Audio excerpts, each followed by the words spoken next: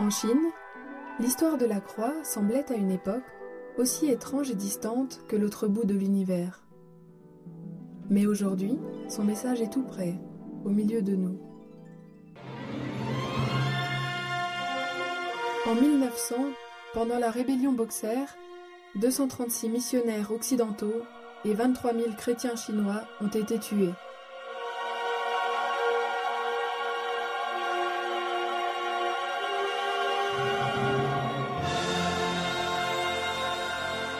Dans les 50 années qui ont suivi, d'autres missionnaires occidentaux sont arrivés en Chine.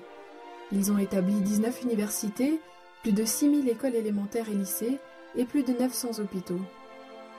Le nombre de chrétiens chinois a atteint 700 000, ce qui signifie 10 fois plus qu'au début du XIXe siècle. Le Parti communiste chinois croyait que ce succès était le résultat de l'invasion culturelle impérialiste. Ils ont expulsé tous les missionnaires occidentaux et forcé les missionnaires chinois à renoncer à leur religion. Ils ont par ailleurs fermé les églises, confisqué leur capitale et mandaté une éducation laïque pour tous les Chinois.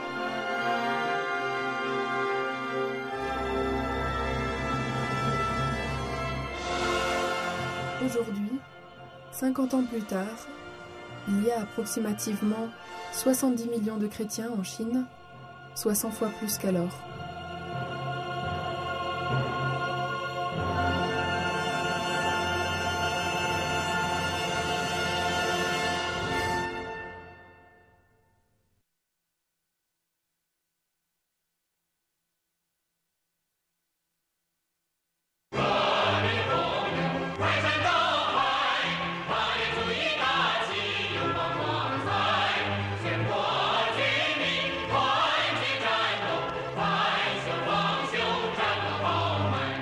Pendant la révolution culturelle en Chine, les flammes de la haine et de l'amertume ont ardemment brûlé.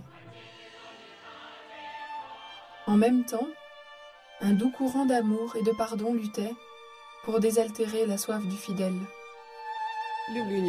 En 1960, quelques familles ont commencé des réunions avec très peu de participants. À partir de 1967, ces rencontres d'églises de maison se sont beaucoup répandues. Une personne âgée était une fervente chrétienne, et moi je luttais fort contre le christianisme. Un jour, elle est venue pour parler. Elle m'a enseigné à m'agenouiller et à prier. Plus tard, je suis devenu chrétien. Lors de notre première réunion, nous étions 3 ou 4 personnes. Rapidement, nous étions 6, puis 8, et parfois nous atteignions les 30 personnes. Toutes les rencontres étaient tenues secrètes. Chaque fois que nous nous réunissions, nous prions ensemble avec ferveur. Bien entendu, il nous fallait quitter les lieux tout de suite après la réunion pour échapper à l'arrestation des gardes rouges et de la milice.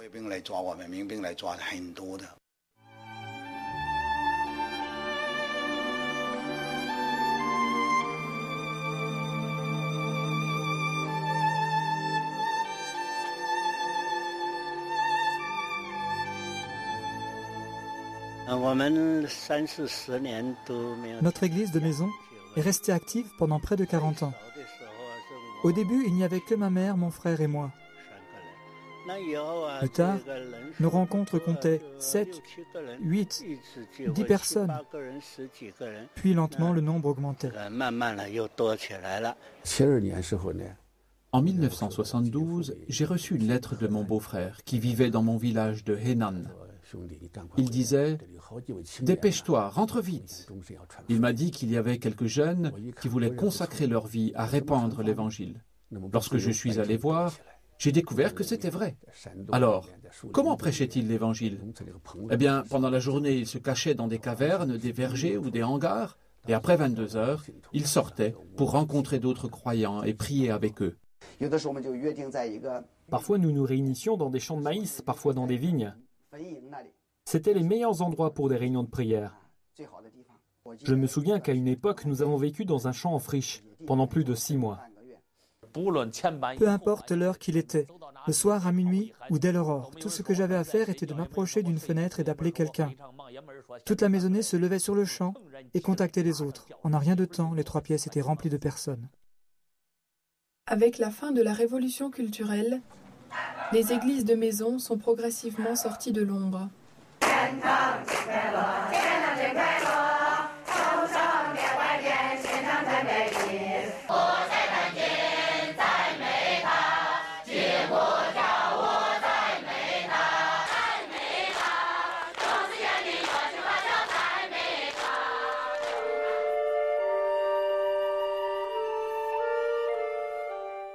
Après la mort de Mao Tse-tung, le peuple chinois, trompé par un faux dieu, a commencé à rechercher le vrai Dieu.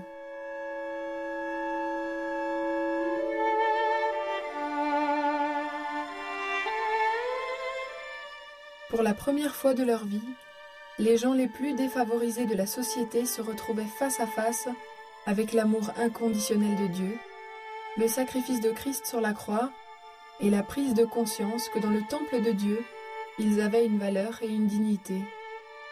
Comment ne se seraient-ils pas réjouis, comme toute personne qui recevrait le cadeau le plus précieux au monde ?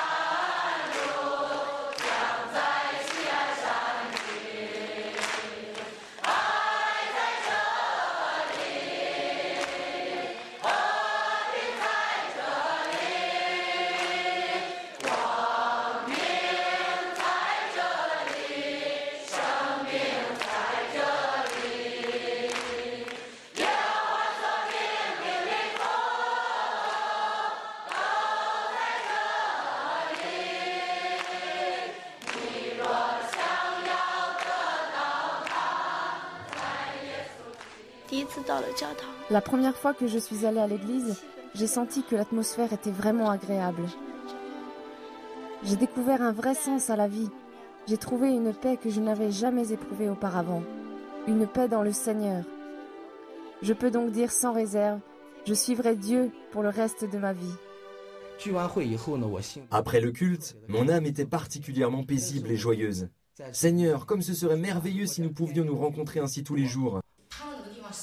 Je suis restée réveillée 3 nuits de suite débordant de joie. Je pensais, Seigneur, qu'ai-je donc reçu? Pourquoi suis-je remplie de tant de joie? Je n'ai pas d'argent, je n'ai pas de famille, je n'ai rien. Et vous savez, je suis absolument certaine que cette joie venait du ciel. Je n'ai pas retrouvé totalement ma santé lorsque j'ai rencontré Jésus. Mais il y avait une joie indescriptible au fond de moi. Je ne savais pas d'où elle venait. Je n'ai cessé d'y penser et j'ai décidé que le mieux était de suivre Jésus. Ma plus grande joie était finalement d'avoir trouvé le sens de ma vie. Quand je regarde en arrière, je suis très heureuse de ne pas avoir choisi le chemin du péché. Les Chinois ont expérimenté un grand nombre de péchés dans cette vie mortelle. Mais ils n'avaient jamais éprouvé la paix qui vient du pardon et du baptême dans le Saint-Esprit. Pendant tout le temps que le pasteur prêchait, je ne pouvais m'empêcher de pleurer. Je ne comprenais vraiment pas pourquoi. Je craignais que les autres voient mes larmes, alors j'essayais de les essuyer sans que personne ne me voie. J'avais ma tête courbée et j'écoutais le sermon. Je me souviens qu'il parlait de repentance par le sacrifice de Christ pour nous. J'ai toujours eu le sentiment d'être un peu comme le fils prodigue. Mais l'amour éternel du Seigneur ne m'a pas abandonnée. Je suis si reconnaissante d'avoir pu servir Dieu jusqu'à maintenant. Je n'oublierai jamais une chose. Ce n'est que par la grâce de Dieu que la blessure à l'intérieur de moi a été guérie. Quand Dieu m'a rencontré, il a touché mon cœur et la puissance de son message m'a réveillé. Je savais qu'il voulait m'utiliser pour sauver d'autres personnes.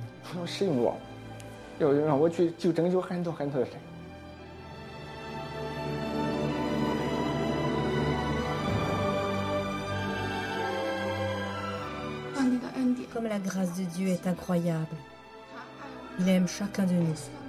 J'ai décidé de vouer ma vie à son service. Ce n'est qu'à travers l'amour de Dieu que je peux vivre une vie meilleure. Elle me donne un but et une raison de vivre. Tout comme le soleil ne peut s'arrêter de briller et que les semences ne peuvent s'empêcher de germer au printemps, ces personnes ont répondu à l'appel du fond de leur âme. Elles étaient nées de nouveau en Jésus. Elles ne pouvaient s'empêcher de se vouer totalement à Dieu et devenir ainsi des missionnaires pour l'Évangile.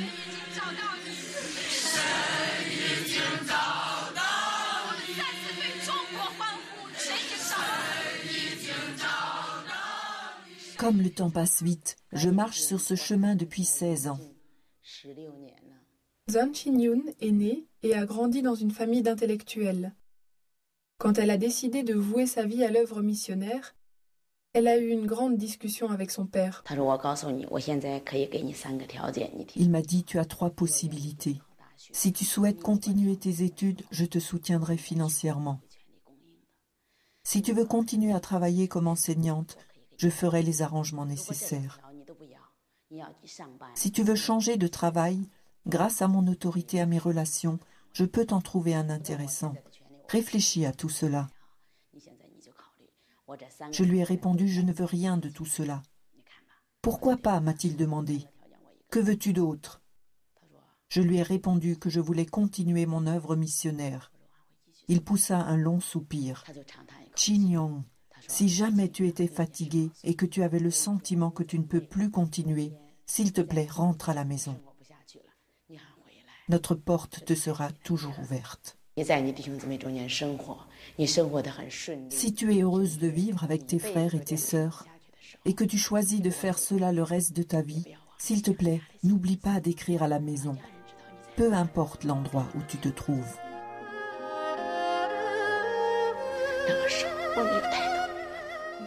Mes yeux étaient remplis de larmes et j'avais peur de regarder mon père. Puis il m'a demandé une dernière fois si j'étais sûre de vouloir partir.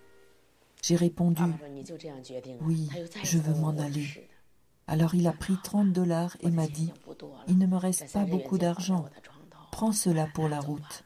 La première fois que tu es parti de la maison, je ne savais pas que tu partais et je n'ai rien pu te donner. » Ma mère me suppliait souvent de rentrer à la maison. Elle me disait « À quoi bon tous ces voyages ?» Alors je lui répondais que tout était pour l'amour de Dieu. Si je ne répands pas l'Évangile, beaucoup d'autres le feraient à ma place. Mais Dieu a planté une semence dans mon cœur. Il m'a appelé et m'a donné cette mission et cette responsabilité. Je ne peux refuser de faire sa volonté.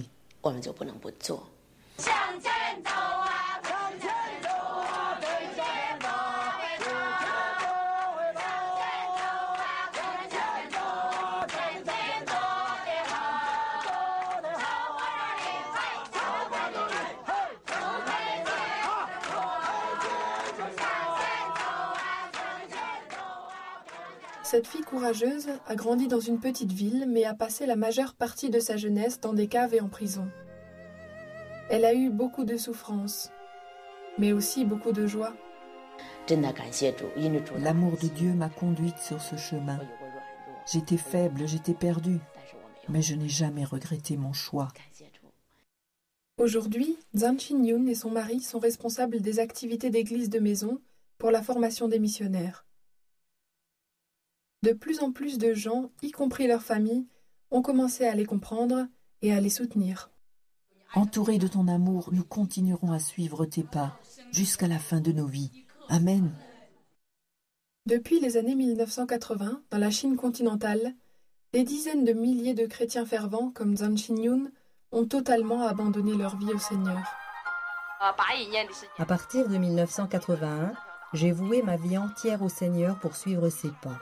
J'ai quitté ma ville natale avec plusieurs autres jeunes filles et j'ai parcouru à vélo et à pied plus de 10 comtés des environs. Dans chaque village, nous parlions aux personnes que nous rencontrions dans la rue. Beaucoup d'entre elles étaient très intéressées. Elles n'avaient jamais vu un groupe de filles partager l'Évangile. Beaucoup de malades étaient guéris par la puissance de nos prières. À chacun de nos voyages, des dizaines de milliers de personnes s'engageaient à la suite de Jésus. C'est ainsi que nous avons établi des églises de maison. Au début, il y avait des miracles dans chaque village que nous visitions. De nombreux missionnaires avaient le don de guérison. Il nous suffisait de toucher les malades pour qu'ils soient guéris.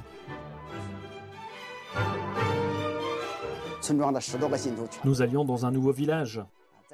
Nous chantions dans les cours des fermes. De nombreux voisins venaient par simple curiosité.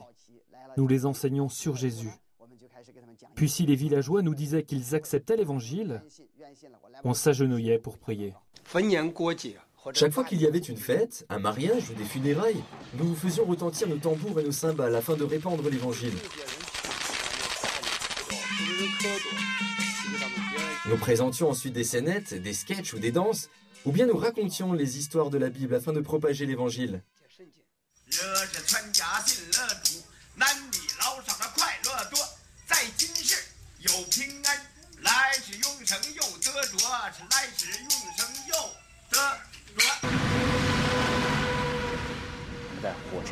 Nous répandions l'Évangile dans les bus, dans les trains et dans les rues. Nous frappions aux portes dans chaque village. Nous étions invités à rentrer dans les maisons pour apporter la bonne nouvelle. Qu'est-ce que l'Évangile? Asseyez-vous, s'il vous plaît. Prenez place.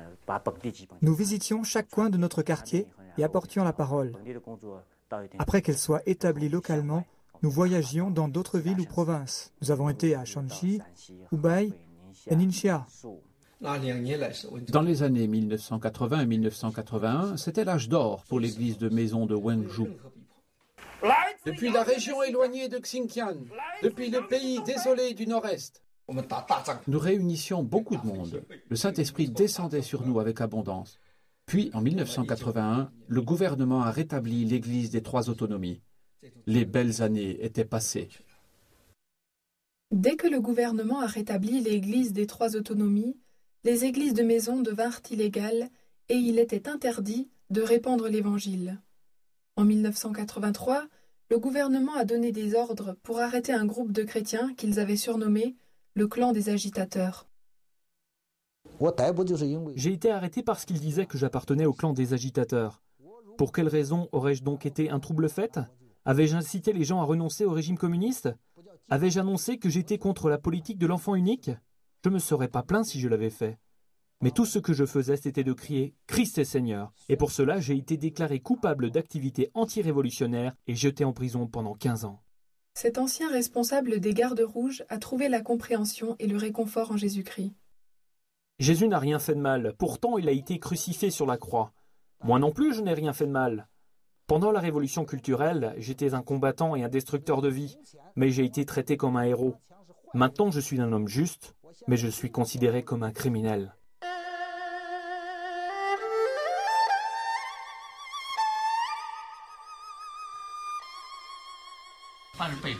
Que tous ceux qui ont été mis en prison à cause de la vérité se lèvent et s'avancent.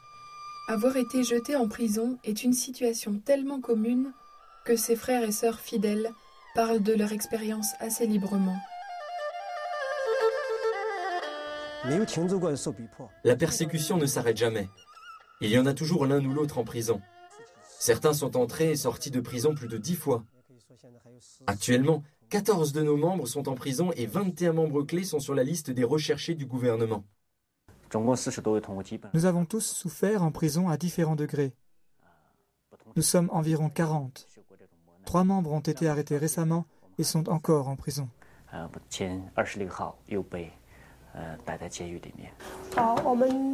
Depuis que le gouvernement a commencé à descendre dans l'église à Hebei, tous les membres actifs sont devenus des criminels recherchés. Quand ils sont venus chez moi pour m'arrêter, je n'y étais pas. Alors ils ont pris mon père à la place. Ils ont ouvertement partagé ce qu'ils ont pensé lorsqu'ils ont été attrapés. Pour vous dire la vérité, j'ai eu un peu peur. Mais Dieu m'a donné la force de surmonter ma crainte. Alors j'imagine qu'on pourrait dire que j'étais bien préparé. Soudain, les flics ont débarqué pour m'arrêter. Mais Dieu soit loué, après avoir été menotté, je me suis calmé et j'ai pensé en moi-même, tu vas avoir à passer quelques années de plus en prison. Alors laisse tomber. Je me suis senti très soulagé. Après notre arrestation, nous étions remplis de joie. Nous étions plus de 10 personnes et nous avons commencé à chanter des chants dans la voiture de police. Le policier a crié « Pourquoi chantez-vous ? Vous venez juste de vous faire arrêter. » Nous avons répondu « Parce que nous avons droit à un voyage gratuit. »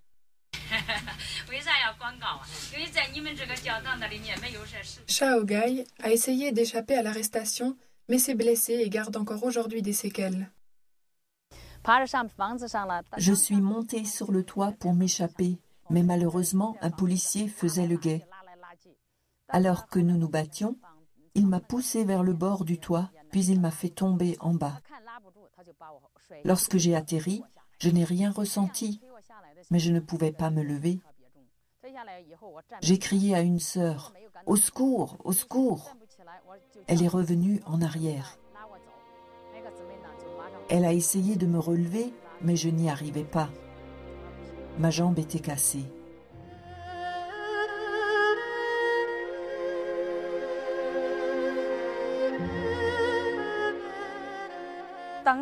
Après cela, j'ai perdu toute paix intérieure.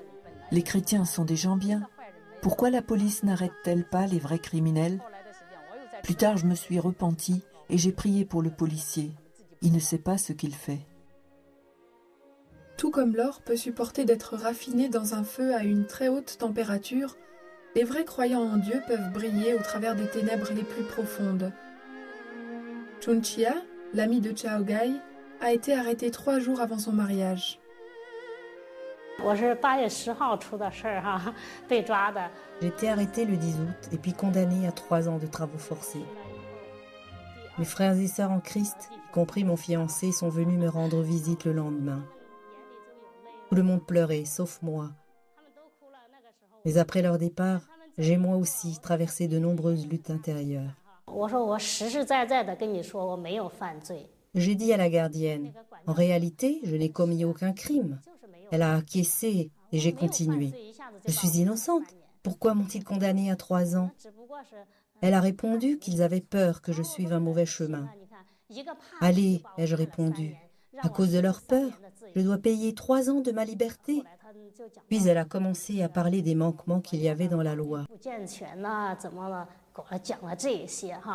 Pendant tout ce temps, j'ai lutté avec peine dans mon âme. Je marchais de long en large d'une fenêtre à l'autre et je ne cessais de demander « Seigneur, as-tu vraiment l'intention que je souffre ainsi pendant 3 ans ?» Par la suite, c'est le Seigneur qui m'a réconfortée. Avant mon arrestation, nous lisions, discutions et chantions tous les jours sur rien d'autre que sur la croix et sur la Bible. Et maintenant que je marchais réellement sur ce même chemin, comment devais-je encore lutter avec tant de peine? J'ai répondu « Seigneur, je sais que tu m'aideras. » En purgeant sa peine, Chun Chia ne pouvait s'empêcher de s'inquiéter pour son fiancé, Ai Chong. Je ne cessais d'envoyer des mots à Ai Seng en lui conseillant de ne pas m'attendre. Nous n'étions plus si jeunes. Je ne voulais pas qu'il perde du temps à m'attendre. 3 ans, c'est long.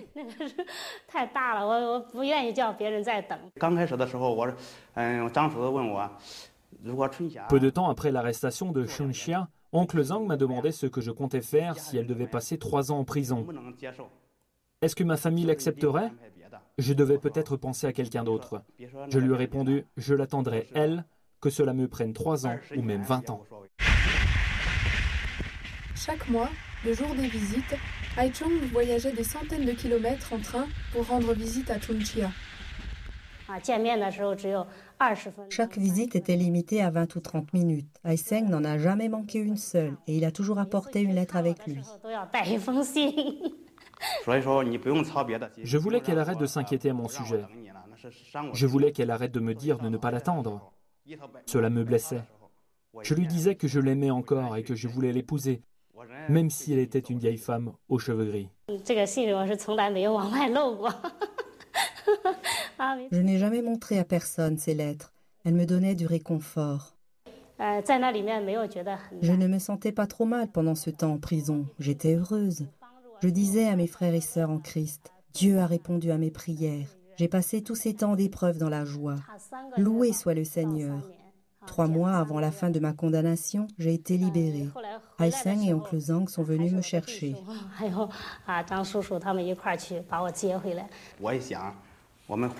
Je croyais que nous allions tous éclater en sanglots, mais non.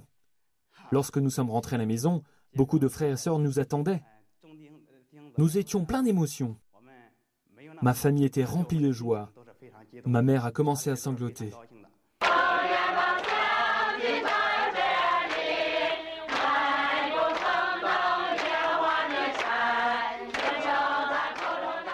Je ne m'attendais pas à ce que cela se passe si vite. J'ai été libérée le 29 avril et le 3 mai, nous nous sommes mariés.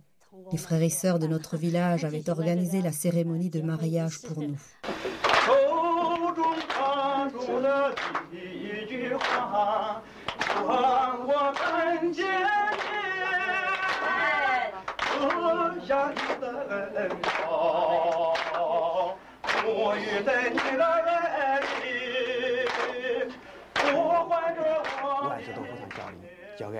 Et nous savons en toute chose, Dieu œuvre pour le bien de ceux qui l'aiment. Voilà le plan que Dieu me confiait dans ce verset. Parfois je voulais blâmer Dieu pour ce que nous devions subir. Mais en même temps, une voix intérieure me disait « Ne te plains pas, Dieu ne néglige personne, quel que soit l'endroit et quel que soit le temps. » Pendant le mariage, tout le monde versait des larmes. Je ne pouvais m'empêcher de sourire, bien que je pleurais aussi. Des larmes de reconnaissance et de joie. Je savais que Dieu était resté avec moi tout le temps que j'étais en prison. Le fait de devoir reporter le mariage n'a fait qu'approfondir l'amour entre ces deux jeunes. 3 années en prison ont fortifié leur foi. Et en dépit de la torture, leur joie et leur reconnaissance se sont accrues.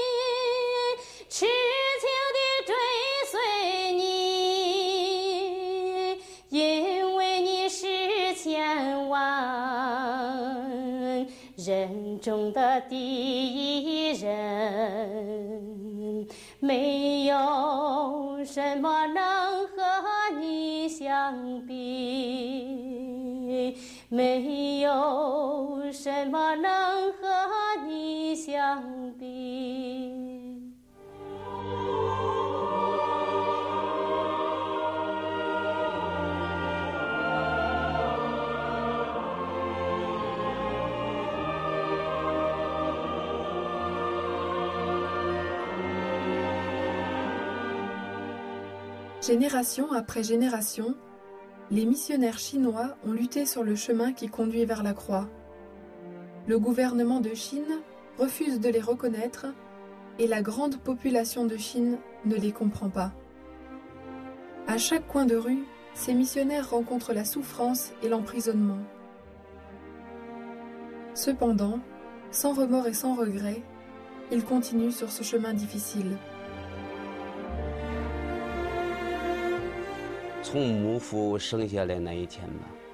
Mon père est décédé à ma naissance. Ma mère est morte lorsque j'avais à peine 3 ans.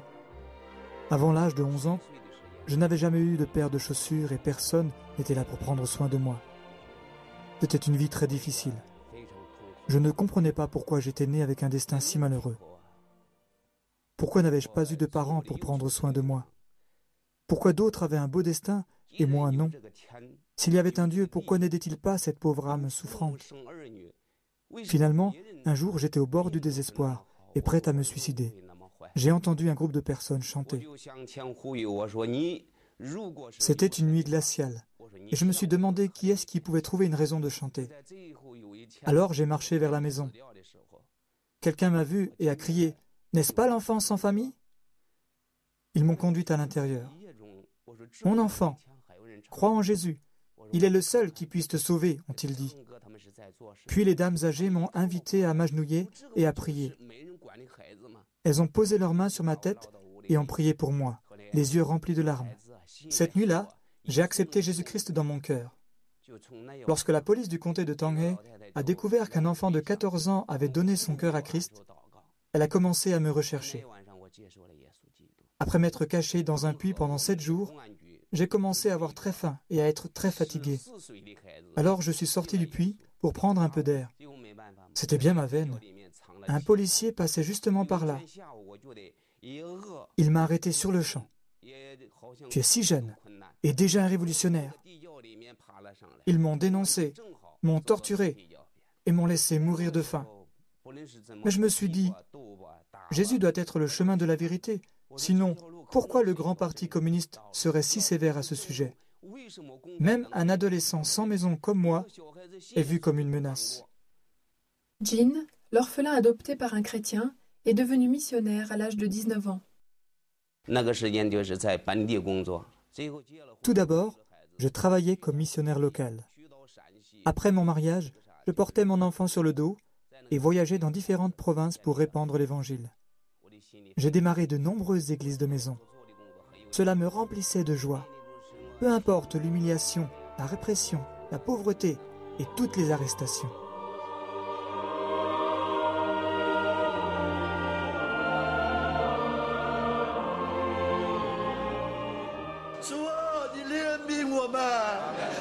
Seigneur, aie pitié de nous. Nous te remercions de nous avoir choisis. Nous te remercions pour ton amour. Nous te remercions de nous montrer le chemin qui nous guidera loin de ce monde d'imperfection. Nous te remercions de nous permettre de partager ton fardeau. Oh Seigneur, nous te remercions de prendre soin de ton Église en Chine et d'avoir pitié d'elle. Bien que l'Église de Chine ait souffert de l'interminable répression, nous voyons ta présence en Chine. Dieu reste le maître ici. Amen. Je suis devenu chrétien en 1983 et depuis je travaille comme missionnaire.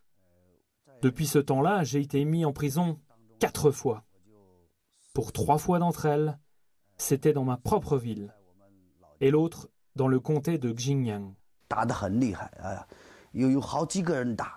J'ai été sévèrement battu. Parfois le garde me frappait et parfois c'était les autres prisonniers. Je me souviens d'avoir vomi du sang, beaucoup de sang. Nous nous sommes assis à 3 ou 4 en cercle et nous avons pris le pain. Cette nuit-là, nous avons longuement pleuré. Nos familles nous manquaient. Le Seigneur nous manquait.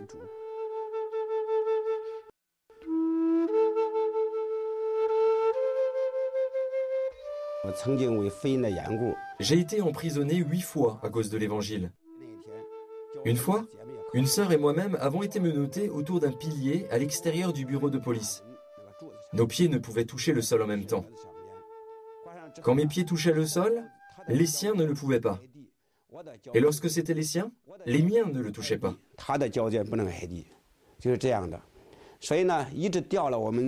Nous avons été suspendus comme cela pendant 4 heures jusqu'à ce que nos mains deviennent noires et bleues.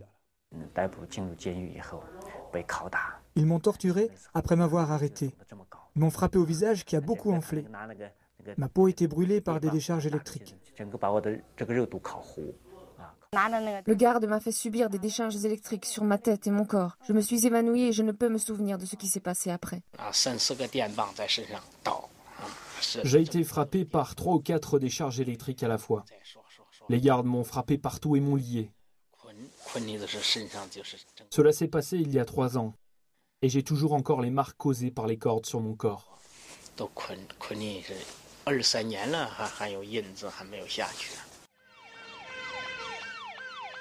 Plus d'une fois, tout en supportant la torture interminable et d'extrême souffrance, de nombreux missionnaires ont interrogé Dieu. Il a répondu à leurs prières de diverses manières et, sans exception, tous les missionnaires ont trouvé la paix intérieure. J'ai prié Dieu de me donner la réponse et il a répondu. Je ne peux rien te dire. Voilà mon souvenir le plus fort parce que c'était pendant les heures les plus sombres de ma vie que Dieu ne me répondait pas. Plus tard, j'ai dit à Dieu, « Mais si tu ne me donnes pas la réponse, j'accepte encore cela avec reconnaissance. » Après avoir parlé ainsi, ma sombre vie spirituelle s'est totalement éliminée. J'ai dit au Seigneur que j'avais peur de retourner en prison. Si j'étais de nouveau emprisonné, ce serait pour la 11e fois. Alors j'ai dit au Seigneur que j'en avais assez de la prison. Je craignais que mon corps ne puisse plus le supporter. J'ai entendu un cri à vous briser le cœur. C'était celui de Christ lui-même. Il a crié, « Père, pourquoi m'as-tu abandonné ?» J'ai entendu ces paroles si clairement, elles coulaient de la croix directement dans ma tête. Et tout d'un coup, J'ai compris pourquoi Jésus pleurait. À ce moment-là, je me suis à nouveau fortifié. J'ai réalisé que le Seigneur ne m'avait pas abandonné. Il voulait que j'expérimente la croix. Jésus a dit, « Si quelqu'un veut venir auprès de moi, qu'il renonce à lui-même, qu'il se charge de sa croix et qu'il me suive. »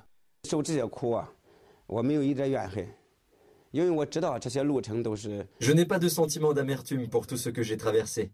C'est le même chemin que le Seigneur Jésus. Depuis le premier jour où je suis devenu missionnaire, je savais que ce chemin était un chemin de croix. J'étais plus que prêt à y marcher. Peu importe la souffrance endurée, je n'en ai jamais blâmé Dieu. J'ai pris la décision de suivre Dieu. Dieu m'a trouvé et m'a aimé.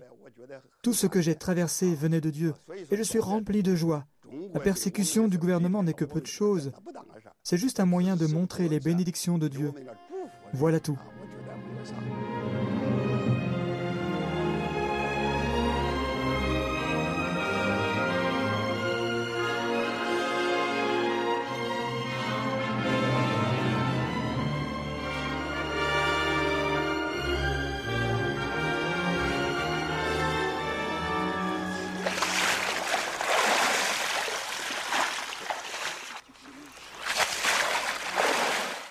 La religion doit être séparée de la politique. Parce qu'ils croient à ce principe, beaucoup de chrétiens chinois refusent de participer à l'Église des Trois Autonomies, contrôlée par le gouvernement. Leurs églises de maison et leur travail missionnaire sont considérés comme illégaux par le gouvernement. Les fonctionnaires peuvent les arrêter et leur donner une amende, couverte par les lois nationales qui réglementent la religion. C'est pourquoi les réunions et les prédications secrètes sont devenus le seul moyen pour les chrétiens chinois de survivre.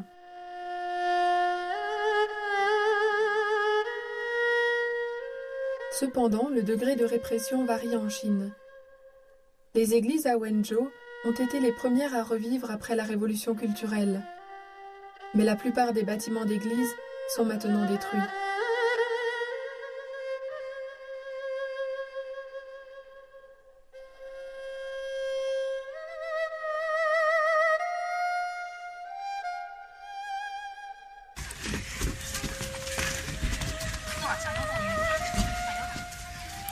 Les églises à Hainan ont vécu un renouveau plus tard. Mais il y a plus de martyrs et de chrétiens emprisonnés là-bas que nulle part ailleurs.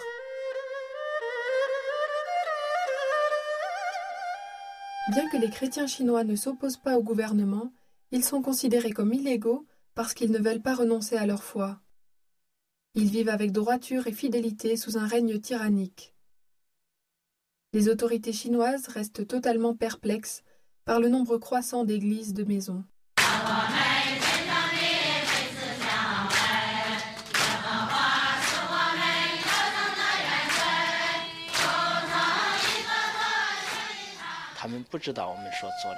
Ils ne comprennent pas et ils ne savent absolument pas ce que nous faisons. Alors ils nous appellent les anti-révolutionnaires. En fait, je crois qu'ils savent dans leur cœur que ce n'est pas vrai. Nous croyons que la raison pour laquelle le gouvernement essaie avec tant de peine de nous réprimer est due au fait qu'ils ne comprennent pas ce dont parle le christianisme. C'est un malentendu. Nous ne détestons pas le gouvernement. Le seul désir que nous avons est que chacun sur terre puisse ressentir l'amour de Dieu et le recevoir. À travers toutes nos difficultés, Dieu forme, prépare et construit son Église en Chine. C'est une bénédiction pour l'Église chinoise. Nous prions pour nos responsables en Chine ainsi que pour ceux qui nous répriment. Nous leur souhaitons du bien. Nous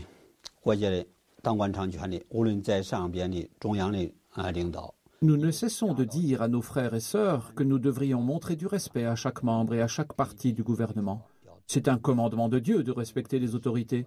En Chine, cependant, les chrétiens ne sont pas perçus de cette façon.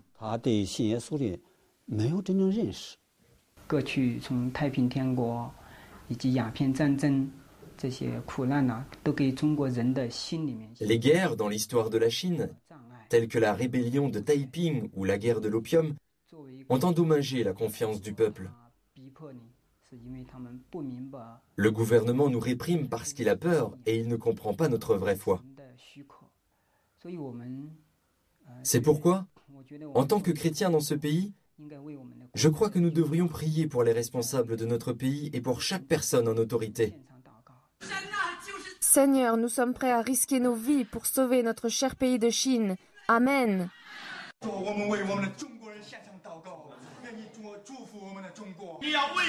Veuille poser tes mains bénissantes sur ce pays. Veuille poser tes mains bénissantes sur cette nation. Amen. Tu as versé ton sang pour les Chinois. Nous te remercions de nous avoir apporté l'Évangile et le salut dans ces derniers temps. Nous te remercions d'ouvrir les portes à ton Évangile en Chine. Ton amour est venu jusqu'à nous. Il est venu jusqu'en Chine. Tu as aimé notre pays et notre peuple depuis la nuit des temps. Nombreux sont ceux qui nient ton existence en Chine. Ils ne te reconnaissent pas. Ils adorent d'autres genres d'idoles. Seigneur, aujourd'hui nous nous repentons pour notre pays. Seigneur, s'il te plaît, retiens ta colère.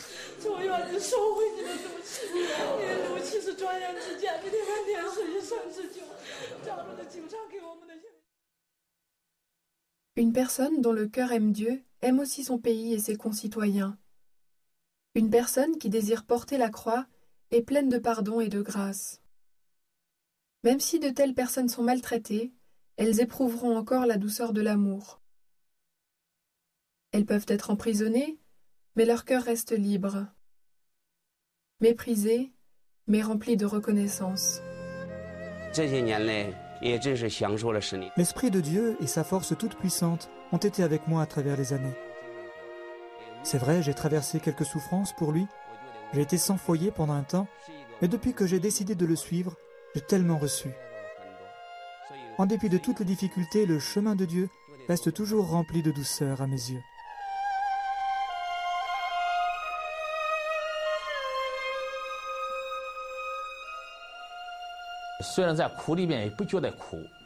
Je n'éprouve pas de douleur quand je suis dans la souffrance. Je n'éprouve pas de faim quand je suis dans la disette. Je ne me sens pas seul quand je suis en prison. Je ne me sens pas déprimé après avoir pleuré.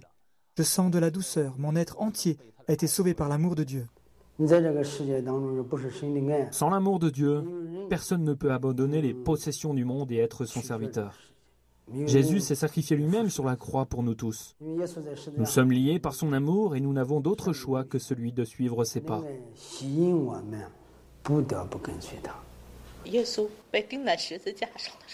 Je peux m'imaginer l'expression de la douleur sur le visage de Jésus lorsqu'il a été crucifié sur la croix. Je n'oublierai jamais ce que dit la Bible. Et le rideau du temple a été déchiré en deux. Il ne l'a pas fait pour lui-même.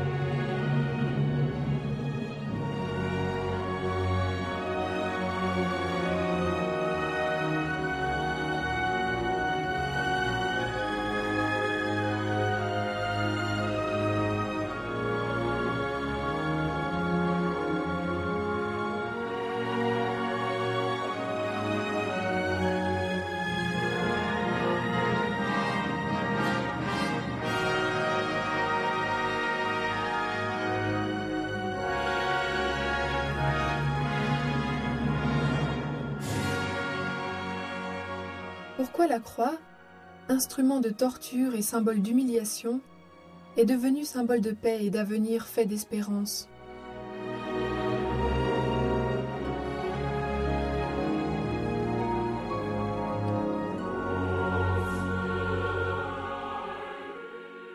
Le chemin qui conduit à la croix est parsemé de souffrances et de sacrifices. Mais pourquoi les gens qui marchent sur ce chemin sont-ils remplis de paix et de joie?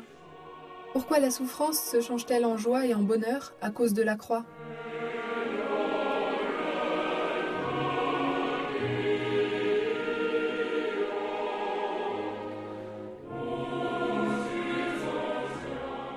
Les réponses reposent toutes en Jésus. Il a été cloué sur la croix à cause de son amour pour l'homme et est ressuscité 3 jours plus tard. Aujourd'hui, il vit au ciel, dans ce monde et dans les cœurs de tous ceux qui croient en lui.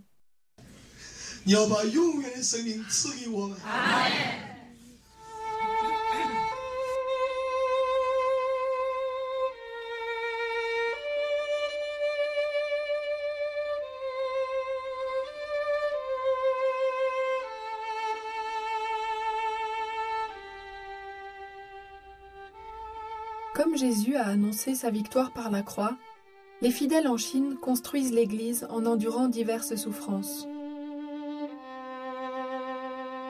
La prison est devenue le centre de formation qui forge la foi pour les missionnaires en Chine. La répression a ravivé l'esprit des chrétiens chinois et les arrestations incessantes ont aidé à construire des équipes de personnes prêtes à apporter l'Évangile à l'échelle nationale. Le gouvernement ne cesse de nous traquer et de nous arrêter. Nous n'avons pas d'autre choix que de quitter nos maisons. Mais partout où nous nous cachons, nous répandons l'Évangile. Au début, nous ne voulions pas quitter nos maisons, mais nous avons compris que cela faisait partie du plan de Dieu. Si nous n'avions pas vécu la persécution et les arrestations, nous n'aurions probablement pas construit une équipe aussi forte.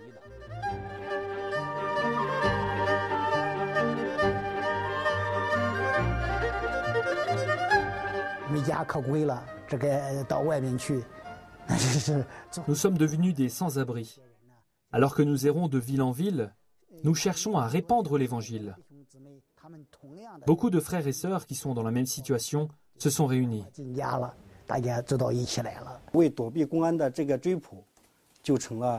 Après avoir échappé à une arrestation de la police, je suis devenu missionnaire à plein temps. J'ai été forcé de quitter ma ville natale, mais j'ai continué à répandre l'Évangile partout où j'allais. J'ai parcouru de nombreux endroits à travers les années. Dès que nous commencions à nous installer dans un endroit, la police nous tombait dessus. Alors il nous fallait aller dans une autre ville. Ainsi, petit à petit, notre travail s'est répandu dans divers lieux à travers le pays. Chacun de ces fermiers ordinaires est responsable de dizaines de milliers d'églises de maison et de millions de chrétiens chinois. En fait, il y a un nombre toujours croissant d'églises de maison secrètement éparpillées dans les villages, les petits chemins et les rues de Chine.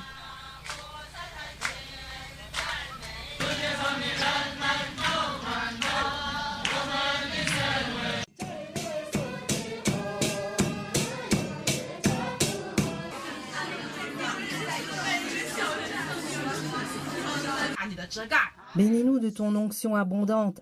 Nous te demandons de répandre ton onction sur ce pays. Amen. Après avoir visité des centaines d'églises de maison, ce que nous connaissons n'est que la partie visible de l'iceberg. Je ne sais pas exactement combien il y a d'églises de maison en Chine. En tout cas, il y en a 97 dans ma région. Il y a 2 ans, nos 2 familles ont déménagé de Henan à Lhasa, au Tibet. Dieu nous a conduits vers la tribu Zhuang à Guangxi il y a 2 ans de cela. Nous y avons construit 7 églises de maison depuis. Nous avons mis en place 4 églises de maison dans les 4 mois qui ont suivi notre arrivée. Nous sommes au service de Dieu ici à Sichuan depuis environ 10 ans. Les missionnaires ont laissé des traces dans chaque coin du pays et quantité de larmes ont été versées. Après avoir interviewé des centaines de missionnaires, il est encore difficile d'imaginer à quel point ils ont réussi. Sans grande éducation ni expérience, Ils ont toutefois trouvé des moyens pour répandre l'Évangile.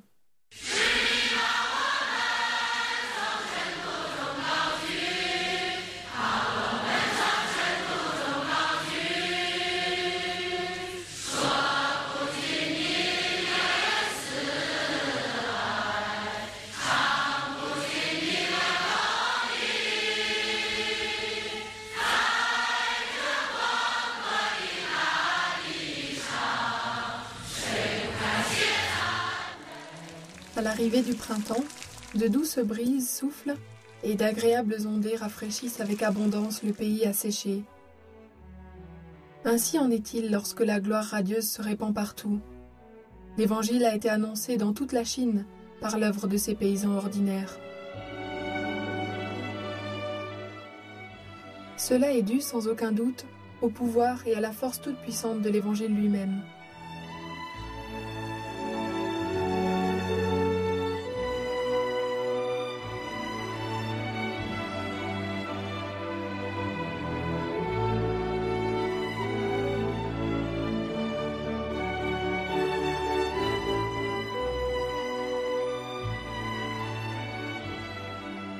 Des hymnes de louanges remplis de joie s'élèvent vers le ciel dans chaque recoin du pays, depuis les côtes du sud-est jusqu'aux frontières du nord-est, depuis les bords de la rivière du Songhua jusqu'à celle de Langshan.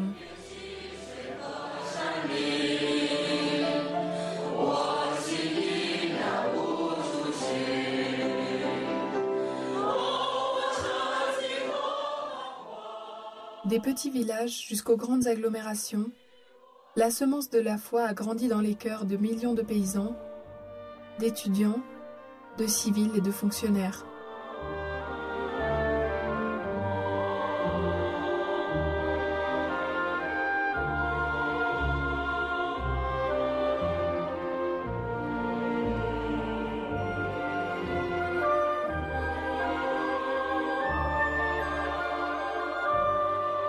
Le gisement de pétrole d'Aching, région phare dans le nord-est, mise en place par le président Mao lui-même, a accueilli près de 100 000 chrétiens fidèles depuis les années 1980.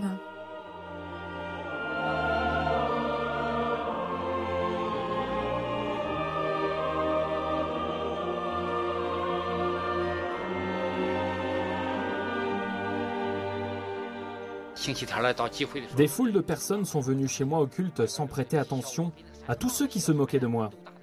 Comment un paysan illettré comme toi peut-il enseigner quelque chose ? Disait-il en se moquant. Néanmoins, ma communauté est devenue trop grande pour une seule rencontre.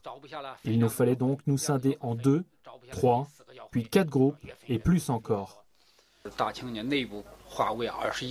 Il y a 21 districts dans la région de Dajing.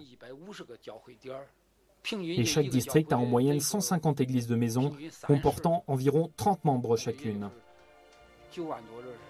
En d'autres termes, nous avons à peu près 100 000 personnes dans cette région, et il y a quelques 23 districts dans les régions voisines. Dans presque chaque université principale, telles que Beijing, Qinchuan, Xiamen et Fudan, les étudiants et les enseignants chrétiens se réunissent régulièrement.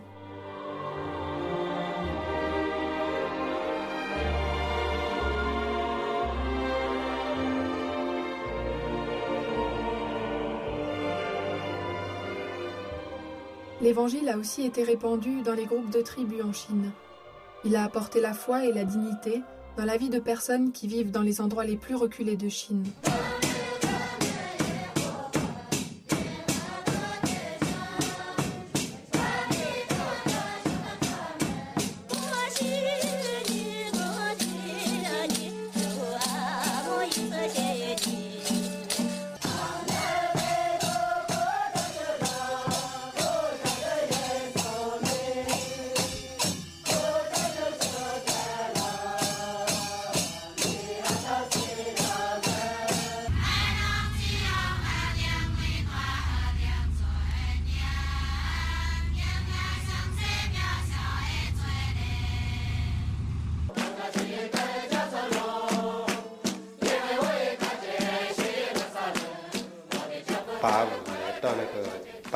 90% de notre village est devenu chrétien entre 1985 et 1989. 80% de notre village est devenu chrétien. Il y a très peu de personnes dans notre tribu qui ne sont pas chrétiennes. Je peux prêcher dans la langue des tribus Lisu, Ganyu et Eiyi. Je peux également communiquer et chanter dans ces langues.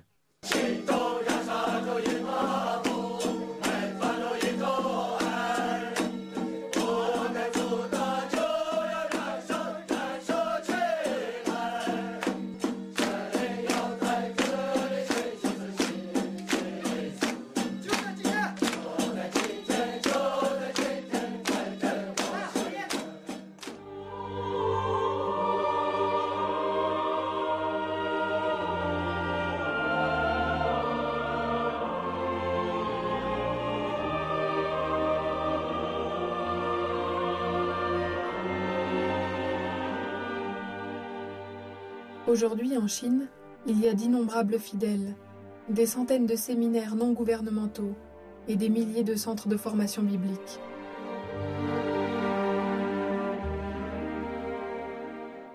Ces âmes fidèles savent qu'elles n'appartiennent plus à un monde corrompu et mauvais. Elles vivent pour verser leur sang et leurs larmes et risquent même leur vie dans l'unique but de répandre l'amour de leur Père céleste.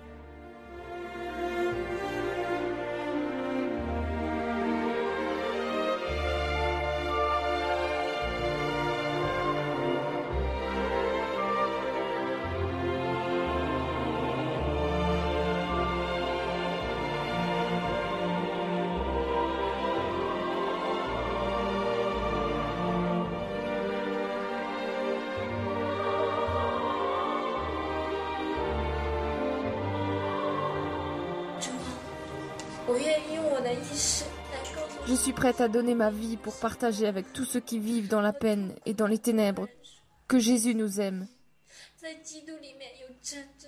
Le véritable amour de Christ ne peut être trouvé nulle part ailleurs. Voici la promesse que j'ai faite au Seigneur. Seigneur, je porterai ta croix et je te suivrai, parce que c'est le devoir de tes disciples. Les difficultés que j'ai eues ne sont pas des souffrances, mais de vraies bénédictions de ta part. Je sais que c'est un long voyage rempli de souffrances et de larmes, mais je suis déterminé à suivre ton chemin fidèlement.